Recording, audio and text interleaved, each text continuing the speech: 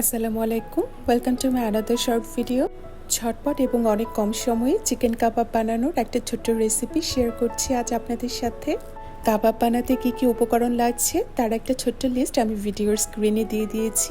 এবার সবগুলো উপকরণকে চিকেন কিমার সাথে ভালো করে মিক্স করে নিতে হবে। কাবাবটাকে জুসি আর টেস্টি করার জন্য আমি এতে পরিমাণ মতো ঘি অ্যাড করে দিচ্ছি। এবার ঘিটাকে কাবাবের মিক্সচারের সাথে ভালোভাবে মিক্স করে 10 থেকে 15 মিনিটের জন্য এটাকে রেস্টে রেখে দিতে হবে। বাচ্চারা বাসার খাবার বেশি পছন্দ করে বলে বেশিরভাগ সময় আমি চেষ্টা করি ওদের পছন্দের আইটেমগুলোকে বাসায় তৈরি করে দেওয়ার জন্য। আর এবার রেস্টের পর কাবাবগুলোকে ফ্রাই করার পালা। আর এক্ষেত্রে আমি ইউজ করছি বাটারের পরিবর্তে আপনারা তেল কিংবা ঘি ব্রাশ করে নিতে পারেন। আর শেপের জন্য আমি এখানে একটা নাইফ ইউজ করছি। নাইফের মধ্যে কাবাবটাকে চেপে চেপে একটা স্টিকের মতো করে আমি কাবাবগুলোকে একটা একটা করে ফ্রাই করে নেব। আপনারা চাইলে আপনাদের পছন্দ মতো কাবাবগুলোকে শেপ দিতে পারেন।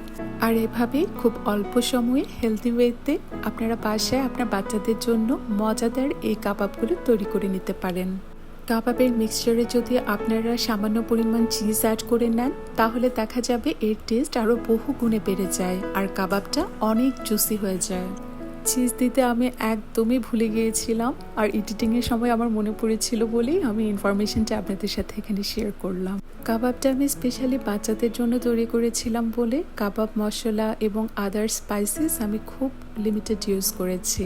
আপনারা চাইলে আপনাদের টেস্ট বাড অনুযায়ী আপনারা ইউজ করতে পারেন। কাবাবটাকে এক্ষেত্রে মিডিয়াম হাই হিটে শ্যালো ফ্রাই করে নিতে হবে। ওভার কুক করে ফেলা যাবে না, তাহলে দেখা যাবে খাওয়ার সময় কাবাবগুলোকে খুব ড্রাই লাগছে। আর এই তো আমার কাবাবগুলোকে সুন্দর করে ভাজা হয়ে গেছে। আর এবার প্লেটিংয়ের পালা। আশা করি আপনারা সবাই অবশ্যই বাসায় কাবাবের এই রেসিপিটা ট্রাই করবেন আর আমাকে জানাতে ভুলবেন না খেতে কেমন হয়েছে।